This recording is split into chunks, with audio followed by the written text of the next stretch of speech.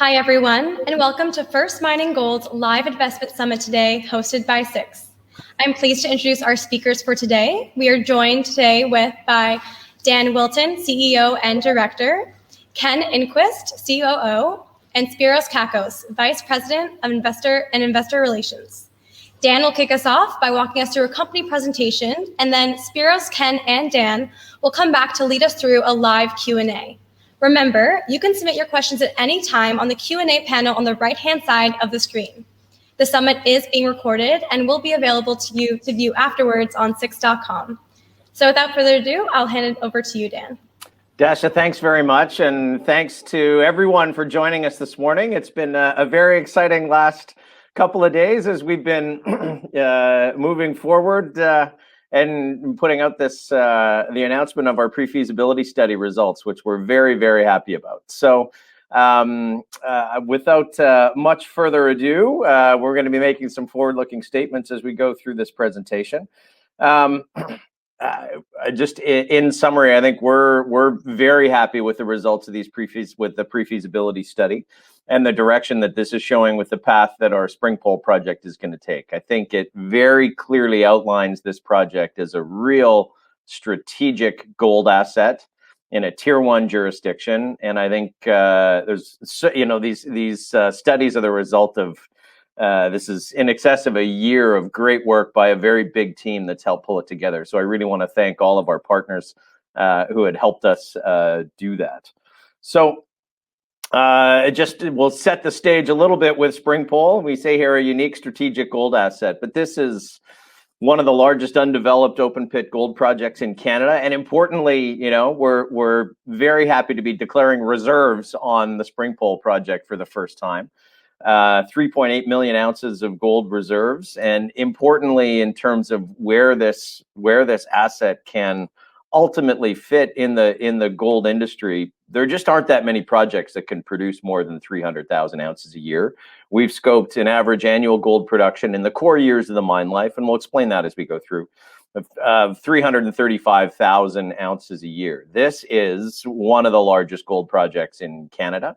And I think the economics has come through really justify, the moving forward of this project. After-tax NPV, just shy of $1 billion. We'd have loved to have been able to find another 5 million of NPV somewhere to have that number in the billions, but 995 million US is not a bad place to start. After-tax IRR of 29% at a $1,600 gold price, which is the current long-term consensus amongst research analysts. This is in northwestern Ontario, tier 1 jurisdiction, located between Red Lake and Pickle Lake, in a place where they've been mining for almost 100 years. Ultimately, I think the real strategic nature of this project is starting to get understood, particularly because of the cost profile of this mine. All upfront capital, and we'll talk about what's changed in the PFS, but upfront capital has come down to a number around $720 million US. And that's really importantly, that with a really well thought out mine plan, which has brought some of the higher grades forward in the mine plan, has dropped the payback period on this project to after-tax payback period of 2.4 years, which for a project of this size and scope really is exceptional. So I think we're delighted to be moving it forward, and we'll talk a little bit about what the updated plan looks like. Now, this project, we've walked you all through this before a few times. The overall footprint actually has shrunk quite a bit, in large part because we've moved from a tailings dam. We had scoped this before as a conventional tailings dam using thickened tails, to this combined tailings and waste rock co-disposal facility here. And that is, we think, a much more sound environmental approach. It introduces some higher capital cost in terms of filtering the tails, so you have to build a filter plant up front.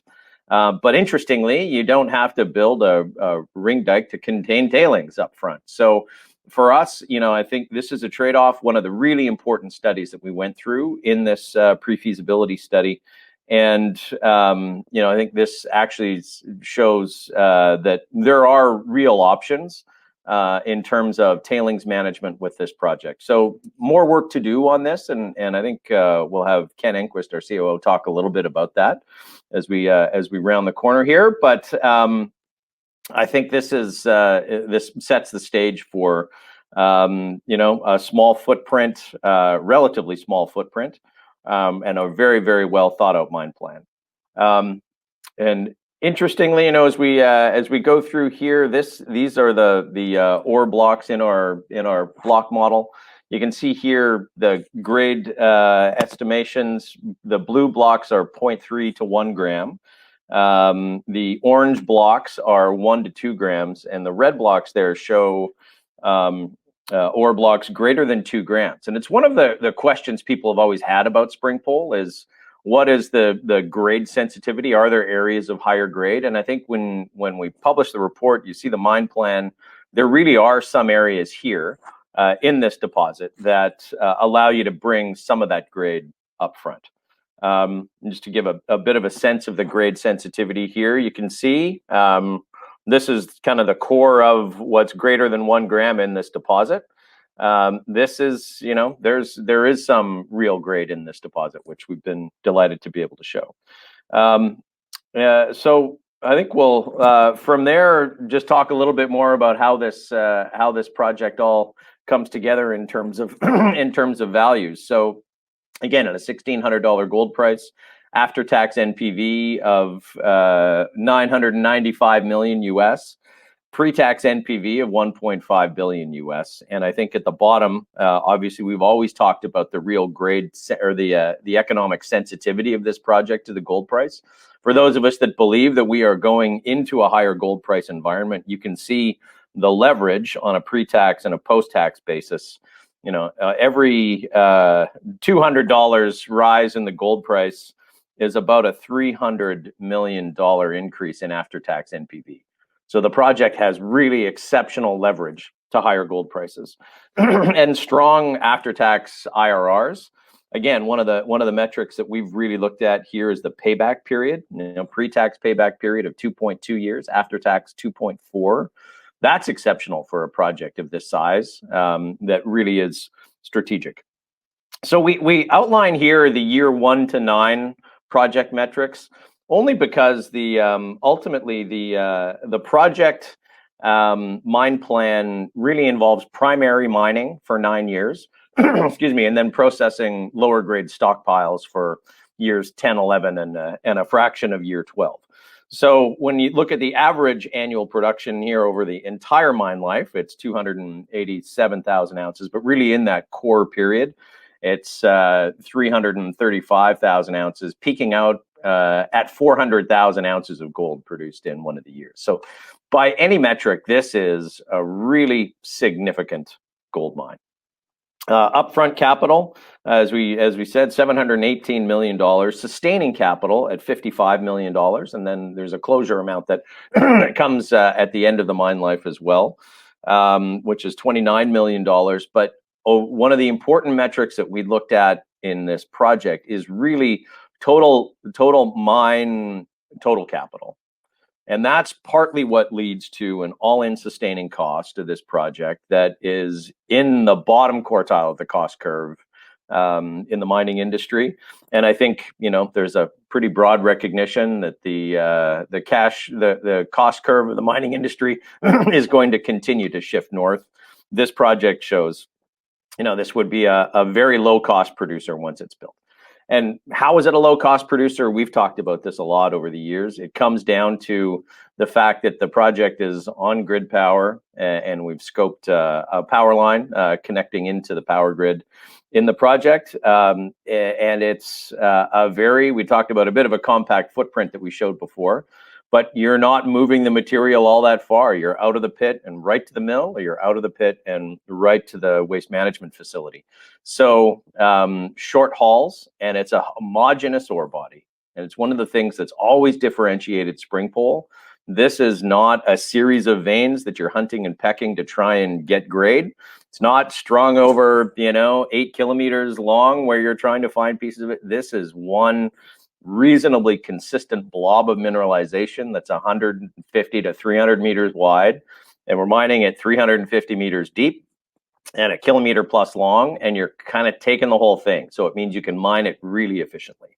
That translates into low mining costs, and ultimately, translates into very interesting all-in sustaining costs for this project. So we think that this is, again, pretty much by every metric going to show itself as a really core strategic asset.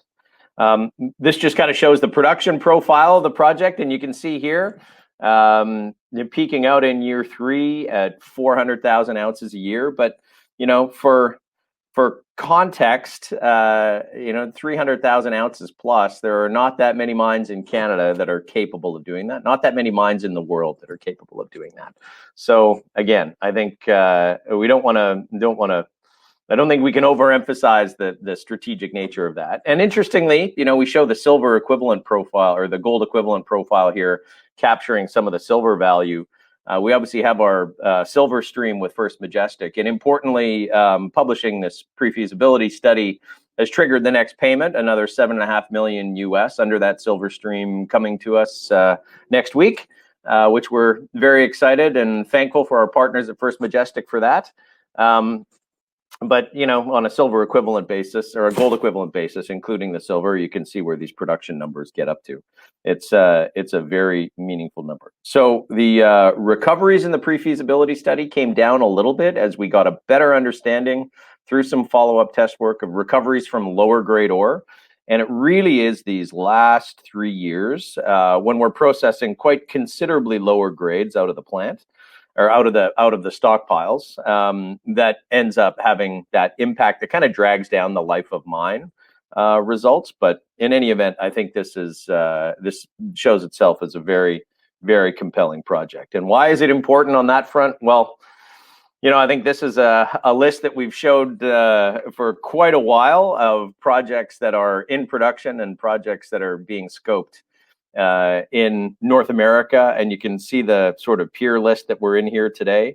Côté Gold with IM Gold, which is slightly lower grade than SPRINGPOLE, in construction right now.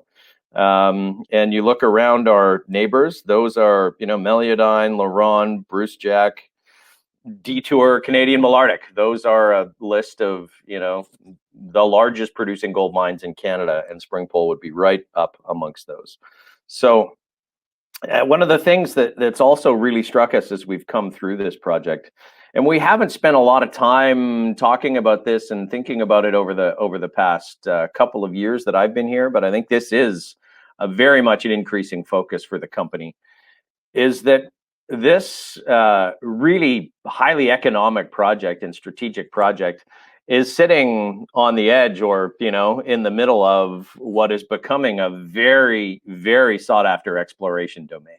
This Birch-Uchi greenstone belt, you can see it's basically the same big arc of rocks that runs from Red Lake to Pickle Lake, two very well-known high-grade camps.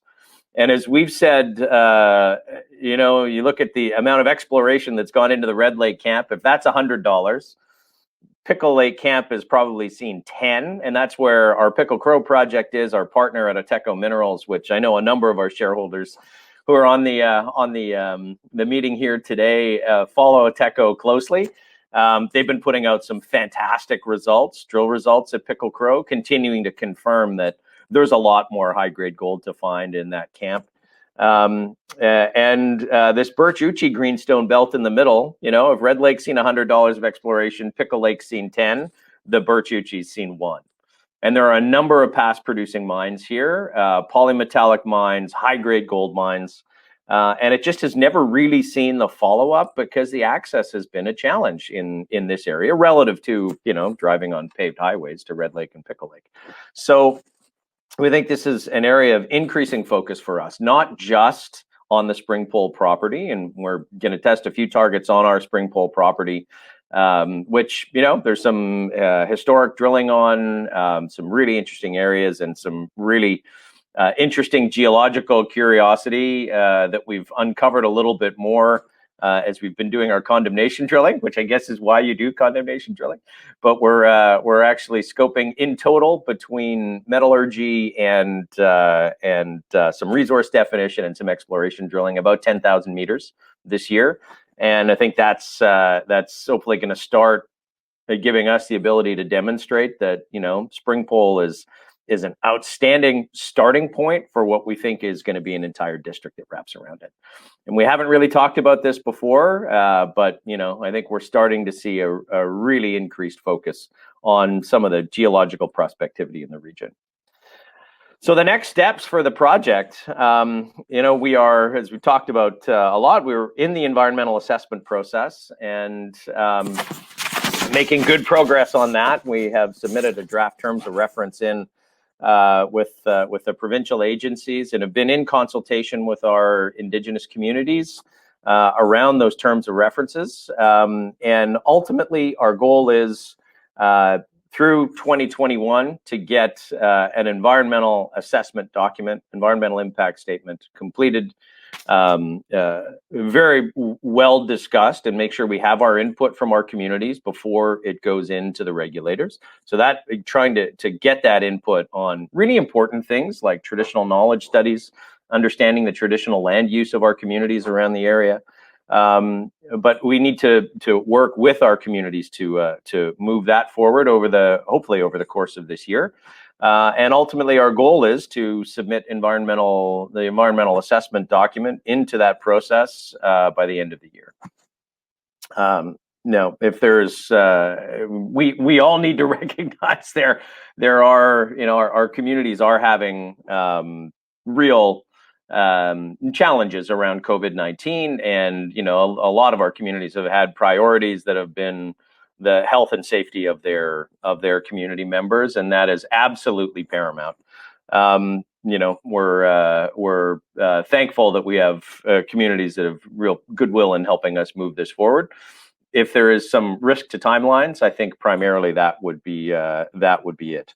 So, but our goal is still aim to submit that environmental impact statement, environmental assessment document by the end of the year. And then in Ontario, it's been a pretty reliable 18 to 24 months as the project goes through that process.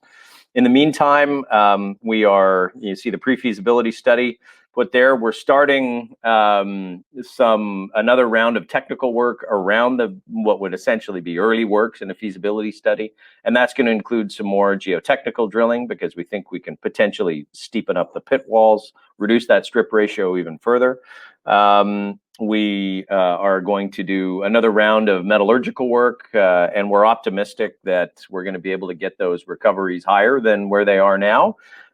Through a little bit more investigation into both flotation technologies and potentially some more optimized leach process. But ultimately, you know, I think the important thing is we need to do the work in the next year to really get the project that we want to be submitted for this environmental assessment done. And then you really start your feasibility study of that.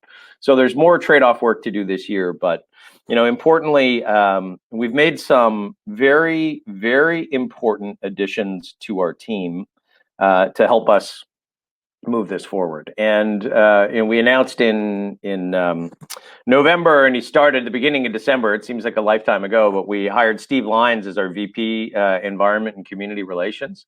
And Steve has now brought over most of the team that he had worked with at Greenstone Gold Mines, who permitted the Hard Rock project over the last 6 years. And I think that's a very, very comparable project in size and scope to what we are talking about with SPRINGPOLE.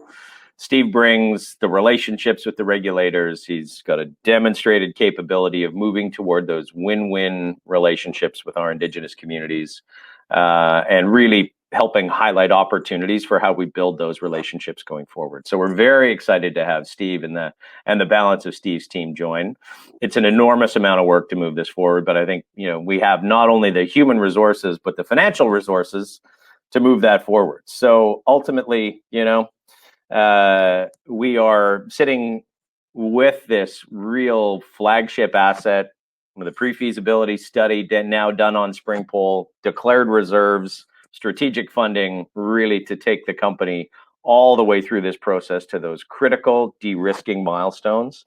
But let's not forget about what we have in the balance of the portfolio, and that is Gold Goliath, making great progress with a new CEO at Treasury Metals, Jeremy Wyeth, who's doing an outstanding job moving Gold and Goliath toward its own sort of initial PEA for the economics there.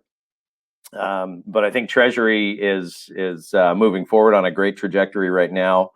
Teco, as I said before, our partners there are doing great work on exploration in the middle of a 45,000 meter drill program and having some really exciting hits in Pickle Crow. We've got the funding from First Majestic, which is now largely in, or as of next week will be largely in. There's one last payment of $5 million US dollars on receipt of our environmental approvals. So that's still a couple of years away, but that was a really critical piece of funding to allow us to get to the point where we are now. And obviously we raised some capital in the summer last year that's really given us the financial flexibility to move this forward in a very strong way. So some very exciting things coming there. And ultimately, we're still sitting today, it was probably a couple of days ago, but a market cap of 275 million. Listen, the important parts of this, the cash on hand and the marketable securities, you can see there, and the stream receivables, about $55 million. That leaves us very well funded for what we need to do with the project over the course of the next couple of years. And then on top of that, you look at the value of Treasury that we have today, the value of our stake in Pickle Crow and our Teco shares that are coming our way. It's another $140 million. So we've got the financial flexibility to get this project, SPRINGPOLE, key strategic project, all the way to that critical de-risking milestone. And ultimately, I think as that gets recognized as, the value that we brought, and I think bringing a degree of technical, increased technical scrutiny, and I think reality to the project with our partners now at a PFS level, we expect that we're going to see our valuation start shifting to the right, because when you look at the advanced developers in the space, most of them are trading at $100 an ounce or more. We're trading at 14. And it doesn't really get any more complicated than that, and any more simple than that. When you talk about where's the value coming from First Mining, we don't need to hit hundreds of meters of 5 grams to get value in this company. We've got the deposit. It's just a matter now of continuing down the path of de-risking it and working the project through those processes. And ultimately, I think this continues to show the value of SPRINGPOLE and all of our other projects, including Cameron, including Hope Brook, including our Quebec assets. You're getting all of that for a little bit less than $100 million Canadian today, and a project with a fundamental value of 1.3 billion in SPRINGPOLE at a PFS level, reserves declared. So we think this is still exceptional value for our shareholders. And lots of activity coming forward here. Obviously, more technical work, starting some drilling in the area, advancing the permitting in the EIS in 2021, and then with the balance of the portfolio, Gold Goliath, big drill program, PEA coming out. I think that's going to really highlight some value there, and ultimately our goal to distribute about half of our shares and all of our warrants of Treasury directly out to you, our shareholders. That should happen around our AGM timing this year. And then in the balance of the portfolio, Pickle Crow, some great results there, and Cameron, having consolidated the work program at Cameron, I think we're going to have a small but meaningful drill budget there, in excess of a couple of $1 million to test some initial targets and look at building resource in the balance of the Cameron project outside of the Cameron deposit. We think there are great opportunities to do that. We're really excited, and I think we'll have a separate one of these sessions at some point to give the shareholders a sense of how Cameron's going to continue to evolve. But ultimately, I think this PFS is a real milestone for the company. I think it's a real milestone for the SPRINGPOLE project, and I think with the level of technical work that's been done on it now, the understanding of it. I think it's something that our shareholders and other potential partners can have confidence in, that this is a real project that deserves to be developed, and we're going to continue doing all of the work we need to do to move it down that path, continue de-risking it, and get it to that point where we can really understand the value. So just want to thank everyone for joining us today, and I think from that point, we will move into question and answer. Perfect. All right. Thanks, Dan. Just a few questions this morning. So just to remind everybody, if you have a question, feel free to type it in under the Q&A, and Dan and Ken will do their best to answer it. The first question here coming up is from Warren. It says, "Good morning, Dan. What would be First Mining's approach or options to financing SPRINGPOLE into production?" Well, Warren, thanks for the question. Listen, that's I think a question that's going to be best answered when we're in the position to actually raise development capital for the project. So we've got a lot of work to do to move it forward in the environmental assessment process. When we get to that point, I tell you, there are a number of different opportunities that we would have to finance the project, and they could be finding a partner to work with us. It could be just raising debt and equity to do it. And interestingly, when you look at the size of this project now, the capital scope, the quick payback, this is a very robust project that, on a standalone basis, we think will continue to be financeable. But ultimately, we assess that at the time when we have the ability to do that, and ultimately those decisions are made in the context of the metals prices and interest rates and capital availability at the time. Our real focus right now, is continuing to move this project forward, de-risk it, and get us in a position to be able to surface that value. Perfect. Thank you. Which actually leads to the next question here by Paul. It says, "The payback period of 2.4 was calculated using $1,600 gold. What would it be assuming 18 or 2,000 gold?" Well, I think my understanding, at $1,800 gold, it's 2.1, and at $2,000 gold, it would be 1.9 years. So, you think about what the kind of debt capacity on a project with a 2-year payback would be. I think it gives you a reasonable sense of the robust economics that this would have. Perfect. Okay. The next question from Robert: "Have the local community shown any opposition to the project?" No, not opposition. And particularly speaking about our Indigenous communities, we've got, as I say, we've been in active consultation for a couple of years with 8 Indigenous communities, and I think there's still a lot of interest in helping us advance the project, but there are questions, and community members have questions. It's a complicated project in the end, so we still have a lot of work to do to make sure that we can understand what the real priorities are for our communities, and understand if there are real sensitivities about the project, how we can assess that. The PFS is actually an outstanding starting point for us to have those discussions. We've done enough technical work now and enough of the trade-offs, I think, to be able to really understand what the impact of various changes might be. And part of the changes that we've made with moving to a dry stack tail and waste co-disposal, part of those changes really were around the opportunity to remove a tailings dam. because there was some real concern, given that the tailings dam is in an area with a lot of water, that what happens if there's ever a tailings dam breach? Well, I think we've changed that now. So, but this is still not the answer. There's still all of the, I think, the flexibility of us discussing with our communities what their priorities are and being able to tailor the project the right way that really is going to have the buy-in and acceptance. So no, we've got supportive relationships with our communities, but we still have a lot of work to do. Okay, great, thanks. This next question is from John, and maybe Ken might have a chance to kind of comment on this.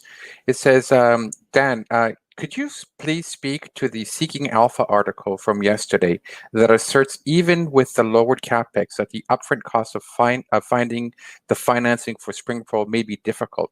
Can you address those assumptions, please? Well, maybe Dan can speak to the how it's going to get funded, but and I've got my ideas as well. But I don't think for a 30,000 plus year produce or 30,000 ton per day producer, there's not a lot of mines and a lot of operations that are this inexpensive. I would call it the low cost, low capex for this kind of throughput. You start going north of the 30,000, 40,000, 50,000 tons per day, and you're going to be looking at that $1 billion capex. It's just a matter of the quantum, and also for a facility that's going to be using dry stacked tails, the capex associated with the filter plant is significant. But we were able to offset that with the co-location and the proximity to the pit with lower haulage costs. So I do think we've got a well structured capex, and I think it's right in the ballpark there. Yeah, I think the other way to look at it, John, as we think about capex, you have to think about what's the capex for, as Ken said, a project that can produce 300,000 ounces a year in that kind of critical strategic asset sphere. And there's a couple of comparables out there that I think have scoped really interesting projects, but it's a kind of a fashion from the holdback over the last 5 years when there was really no capital available, that this perception of a project, if it's over $500 million of capital, that it's not financeable. The reality is, with a payback period like this project would have, there is a lot of capital availability to build projects, and largely because there are no projects that are robust like this, of this size, in tier 1 jurisdictions to build. So I think as we move the project down the permitting path, we ultimately get it to the point where we can make this construction decision, and we'll assess at the time, what the metals prices are like and what's the best thing for our shareholders to do. But we're going to have a number of opportunities. But for us, this is not an impediment right now. This is an opportunity. You look at the life of mine capital efficiency, and upfront capital and sustaining capital, because you got to pay for sustaining capital at some point. Expansion capital. I think when you look at what you get for SPRINGPOLE for the capital that we would be spending, I think it stands out in the industry as a really, really robust opportunity. Okay, great. Thanks, guys. Here's a question here from Richard. It says, please clarify, you feel currently you're undervalued, but despite acknowledging that assets need further de-risking. Well, listen, I would tell you, if you go back to the valuation, relative valuation slide, and look at a number of the other advanced developers, they all need de-risking too. Until a project is built, and producing, even when it's built and producing, it still has risk. I think you can look at projects that are in varying stages of permitting processes and in environmental assessment processes. And we are still, multiples below where some of those other projects are trading. So I think, yes, there is still some risk to take out. That's why development projects don't trade at 1x their net asset value. But for a project that is shaping up as, I think as real as SPRINGPOLE is and as robust as SPRINGPOLE is, we don't think that it deserves to be trading at, 0.08 times its net asset value either. There's a lot of room for us just in reverting to the mean, which is still going to reflect development risk. It's still going to reflect time value. Reverting to that mean is 5x on the value that we see today. Mm-hmm. Perfect. Okay. Here's a question here from John. It says, what are the 3 biggest takeaways from the pre-feasibility study? I think we can answer that in a couple of different ways. But Ken, why don't you talk about the takeaways from a technical perspective? Well, we've had significant design improvements from what we did in the PEA. We didn't do much on the PEA and the mine plan. This time in the PFS, we took a deeper dive on the mine plan and really optimized it this time around. They also some of the other ones as well. Like we talked about the recoveries, and Dan mentioned we did see lower recoveries in the PFS than we saw in the PEA. But we did a better analysis in the PFS with more variability focused metallurgy work, and we have a better, more accurate recovery rate, than we had previously. So we know better now what to expect, and so I think we've identified that really well. But going forward, we've also identified the next phase of met work. And we've got some significant met programs that we're already started drilling. We're already done with the second hole. We're on to our third met hole for collecting samples for multiple phases of test work at a pilot scale. So we're pretty excited about doing that. We're testing some new flotation technologies, or somewhat new. They're in operation, but newer in the scale of the mining life. We're also going to start taking a deeper dive as well on our transmission line and power to the site and everything, and start advancing that work more with some of the stakeholders in the area that we need to engage for that. So there's, I think the CapEx is a significant one. We have a really good, well scoped out infrastructure, process facilities, understanding of the tails and the co-location of the tails and waste rock. That is also another area that we want to take a closer look at, but we do have a good understanding of the scope that we've laid out in the PFS, but we want to take a closer look at that in 2021 and do some work with some of the equipment vendors and try to understand how we can maybe apply some different technologies on filtration and see if we can reduce it. And I think there's a real opportunity there to really lower the CapEx even further with that. So those are some key things that we surfaced during the PFS, but also surfaced ideas for the next level of de-risking and optimizing. So, I mean, one of the things that really, I think my biggest takeaways here through all of this work that we've done is we've done an enormous number of trade-off studies, which is a really important part of scoping a project.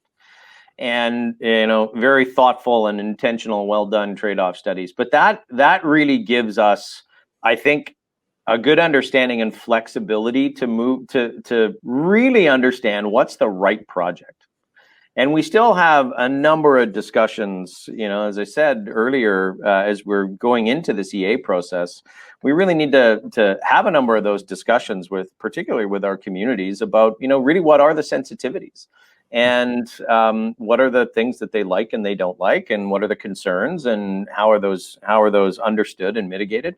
But we've got a bunch of that work done to be able to understand and assess the impact of what some of those changes might be. So I think we're in a really good position. The other thing that I think I really took away from this whole process, and Ken, we've alluded a couple of times to the mine planning, but this is an ore body that I think really benefited from the level of attention to detail and, in some senses, creativity in the mine plan that it needed in order to put a more robust production profile up front. And I think a combination of those two things, being able to ultimately reduce upfront capital, have a really capital efficient project for number of ounces that we're producing, and an ability to bring higher grade to the plant sooner, reducing that payback period. Those are, I think, in my mind, really the most significant changes here. Perfect. Thanks, Dan. Thanks, Ken. Mike's got a question. Mike, I'm going to slightly tweak Mike's question because I don't think I'm reading it right. Any indications if targets outside the identified resources at SPRINGPOLE are of the same type? In other words, are they homogeneous to the deposit that we have, to the open pit? One of the targets that we are going to be testing is actually the same host of the mineralization of the portage zone. So in SPRINGPOLE, here actually let me see if I can bring the model up again here. Or I'll just share my screen again. Here we go. So this is the block model coming in here. Holding on for a second. Hopefully it's going to show up. Let's see. We may be our advanced. Oh, here we go. Let's say our advanced technology may be taxing the. I can't see it. I can't see it, man. Yeah. Oh, there we go. It's coming in. Right. So, importantly, the SPRINGPOLE deposit really is sort of two different mineral types. There's the bulk of it right here, which is what we call the portage zone, and that's the big bulk target. And then there's this we call the camp zone, and the camp zone was actually a traditional kind of Archean high-grade gold target that was really how SPRINGPOLE was first discovered. And there's a great story about how the portage zone was discovered there, but I think in the rest of the greenstone belt, we think there's a lot more camp zones to be discovered. The kind of curiosity and anomaly was this portage zone, but the portage zone's hosted in we call it a trachyte intrusive, and they're even going back a number of years. Like back to the 90s, they'd mapped other trachytes in the area, but none of them have really been tested. So that's one of the things that we are going to be testing in reasonable proximity to the plant here, to the plant site, is some of this trachyte intrusive, which we think has a decent chance of being mineralized and ultimately has a decent chance of kind of potentially bulking out. So we'll see. It's exploration. There's always uncertainty around it, but there are certainly other of the bulk targets like that around. And in addition to the a little bit further south in SPRINGPOLE Lake, some of our predecessor companies have drilled down there and they have gold showings. Nothing, really big or economic, but there certainly is mineralization to the south. I think that's for a discussion in the next phase of the project. I don't think that's something that we're really going to pursue right now. Just logistically, it becomes challenging. And ultimately, there's also mineralization right underneath our pit right now. Which, a change in economics and potentially a better understanding of geotechnical risk at the south end of the pit could allow us to go a bit deeper and get some more of that. So yeah, there's lots more to find, but a combination of different types of targets, some more like the camp zone, kind of traditional Archean greenstone hosted lode gold, and some more like the bulk tonnage targets that we have at SPRINGPOLE. Perfect. Actually, that leads to the next question, and it says, "Will you be drilling? Will you be drilling SPRINGPOLE? If not, what other projects will you be drilling?" Yeah, so we're drilling at SPRINGPOLE right now, and that's the first few holes are largely collecting an updated metallurgical sample. We're going to do some of the work that Ken had been talking about. And then again, some more geotechnical, some condemnation drilling, and some exploration drilling at SPRINGPOLE. So kind of a pretty varied year, but definitely I think getting really for the first time since maybe 2013 that we're doing proper exploration drilling at SPRINGPOLE. So that's exciting for us.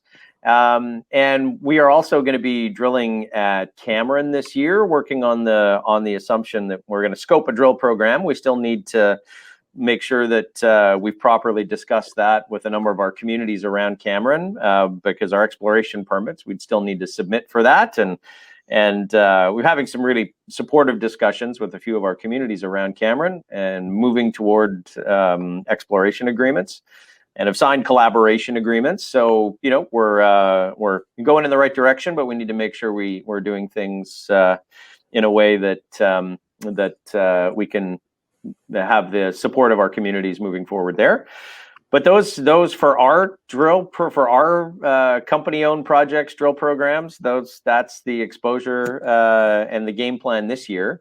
But at our other strategic investments, I mean, don't forget about Pickle Crow, right? They got a 45,000 meter drill program on, and for any of our shareholders who don't follow it closely, you should bookmark www.oteco.com.au, our partners, and keep track.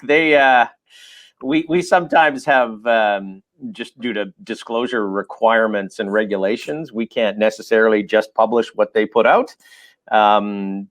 But they are doing some exceptional work, and I think having some really, really exceptional exploration success at Pickle Crow. So I'd keep an eye on that. And then at Treasury Metals, moving forward with Goldland Goliath, there's going to be a 25,000 meter drill program there.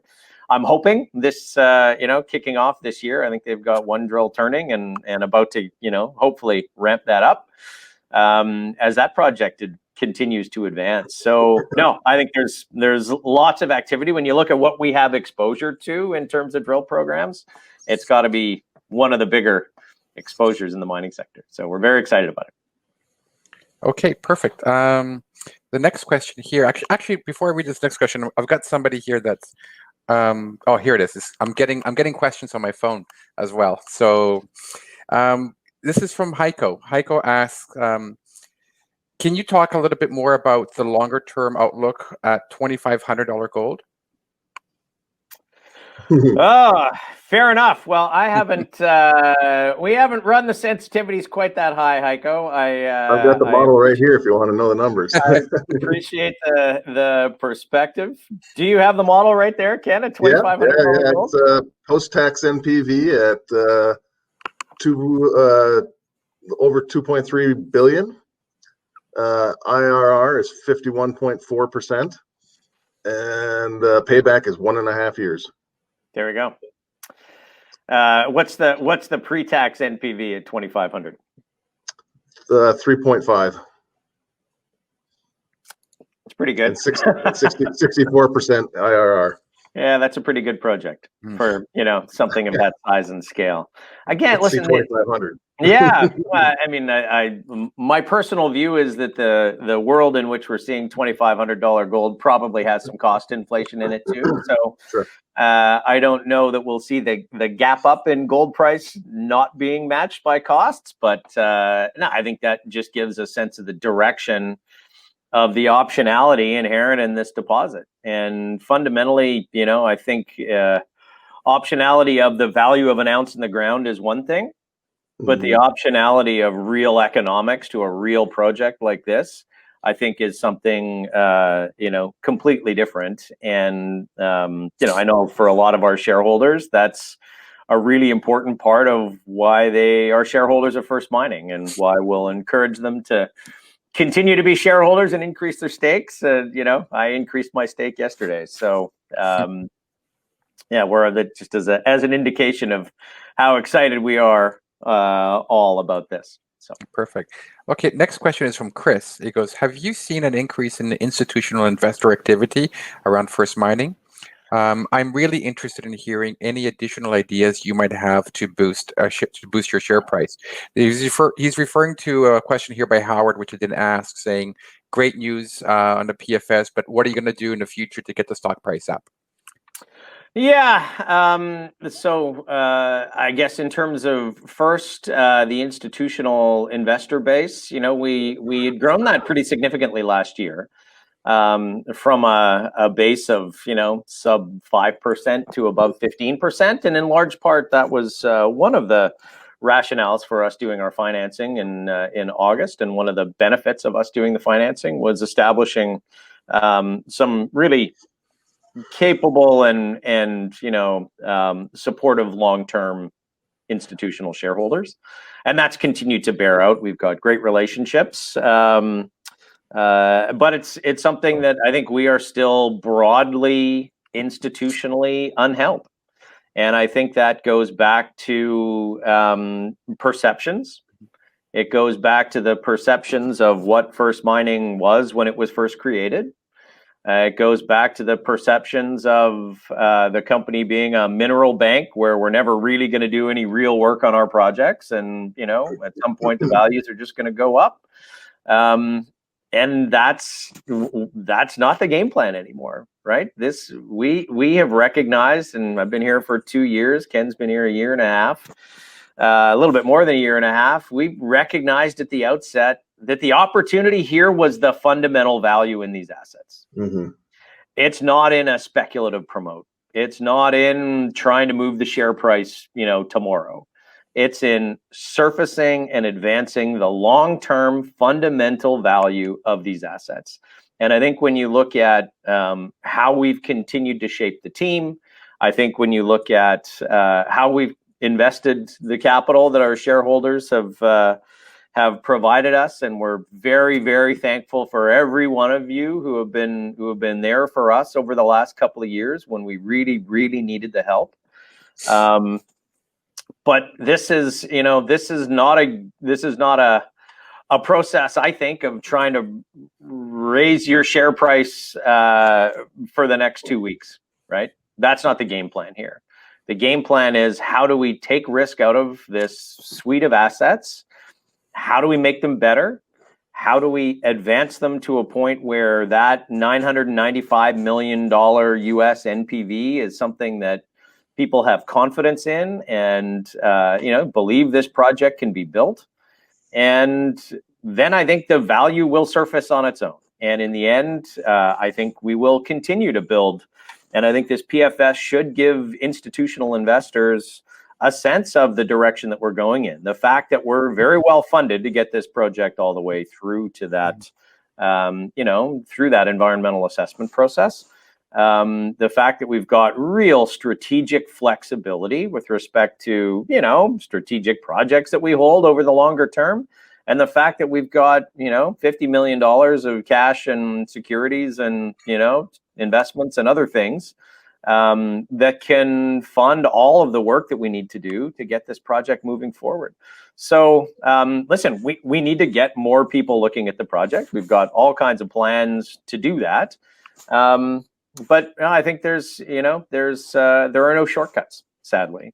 We ultimately, we think this share price goes up by us making sure that investors understand the seriousness with which we're advancing the project, and they understand, that the probability of us getting to the finish line is greater than 10%, and that's kind of what it reflects right now, and that's frustrating for all of us. But I think when you look at the team that we put together, the fact that we've now got the permitting team that permitted the last 30,000 ton per day mine in Ontario, most of that team is now working for us, right? These are Steve Lyons and his team. These are people who have spent the last 6 years permitting projects. Steve's background, prior to Greenstone Gold Mines and permitting hard rock, he worked for De Beers, permitted the Gahcho Kué project in the Northwest Diamond project in the Northwest Territories, which involved cofferdams and dewatering lakes. And prior to that, as a regulator, he permitted the Meadowbank project, which involved building cofferdams and dewatering lakes. So from Steve's perspective, it's one thing that, we face the concern of, and the legacy perception of it's that deposit under the lake, right? And it's different, I think, when you look at the fact that we've now had these cofferdams engineered by a group named Bauer out of Germany, who does nothing but build cofferdams, right? And they've looked at this. We've got, pre-feasibility level engineering studies. We've got geotechnical drilling under the footings. Like, technically, I think we can say it's de-risked. And the cost of it, I think, is all understood and rational. That'll all come through in the study.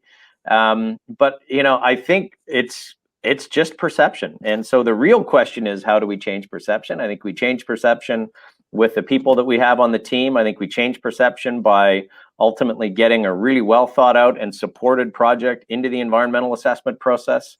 And if nothing else, and people still won't believe, then we'll change perception when ultimately we get the permits to build the project.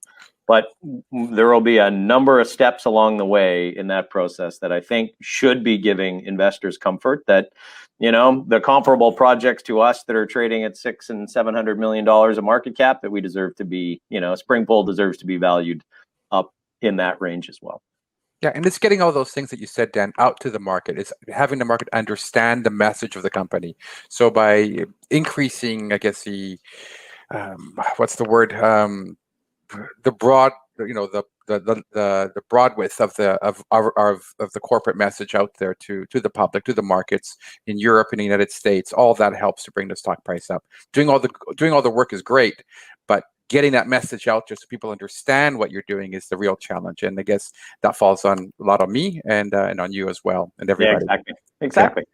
Perfect. Yeah. Then actually, I think I've got time for two quick questions here. One is from Warren, just came in right now. It says, maybe Candace, might be for you as well. What could be the job creation numbers for the project during construction and production, especially in regards to the local Indigenous communities?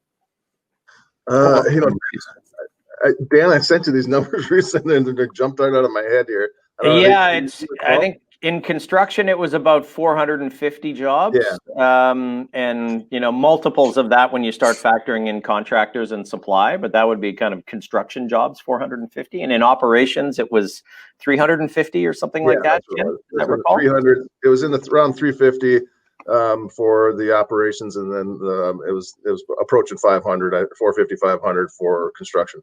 Yeah, it's one of those things, and certainly, I think with the project scoped now at a PFS level, we can really undertake some of those socioeconomic studies and understand not just what the impact of this project would be on, on employment opportunities for the local Indigenous communities, but really all of the communities around, communities like Sioux Lookout, which could be really critical supply bases. I mean, a lot of people forget is that Sioux Lookout's got a great railhead, and a place where, imagine you're bringing most of what you need, into the project, at least within a couple 100 kilometers on rail, right? That can have a really, really big impact on your costs. And we've had great support from the community there. I think that socioeconomic part of it is something that is going to be a real focus of the work we need to do in the next 6 months. Perfect, great. And this is just the last question here, coming in from Tom. It says, what are your 2021 catalysts? 2021 catalysts. Well, this was a big one, so might as well start early in the year. And as I think we've outlined what the game plan is moving forward here. Technically on SPRINGPOLE, I think we'll have some more metallurgical work that we will get done. We'll have some drill results, hopefully from exploration at SPRINGPOLE, and then continuing to move the project forward through that environmental assessment process, but ultimately getting that EA document submitted. That's, we're targeting for the end of the year. So that's SPRINGPOLE. On Treasury, remember, we still own 40% of Treasury Metals. They're going to have a PEA on the combined Goldland Goliath hopefully in the not too distant future. 25,000 meter drill program that I think with support might increase.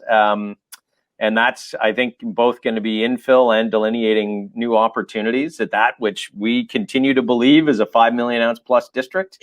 And very exciting opportunity at Treasury. And Pickle Crow drill results coming. we'd like to get ourselves to a point where we're drilling at Cameron, have drill results coming at Cameron. So, and then still, I think a few things for us to think about on the corporate development side going forward, with still continuing to try and surface the value of some of the other assets in the portfolio, which I will tell you we're getting zero value for, but we've got a royalty portfolio in this company that I think is as good or better than many publicly traded royalty companies, and we get zero value for that. So, there's lots of other assets in the company right now that I think we move from that it's there, but we're not getting any value for it bucket, like we did with Pickle Crow, like we did with Gold Lund Goliath. Move them toward the visible, tangible value segment. So I think we're going to be very, very busy this year. It's the biggest budget the company has ever had. And we got a lot of work to do. We're well funded to do it. And we're delighted to have a great group of shareholders to come with us on this journey. So I just want to use that as the opportunity to say thank you to everyone who's joined in, and really, appreciate and value your engagement with us, and many familiar names and friends on the list of questions here. So really appreciate everyone spending the time. Well, I just want to say thank you so much, Dan, Ken, and Spiros, for taking us through the presentation and the Q&A session.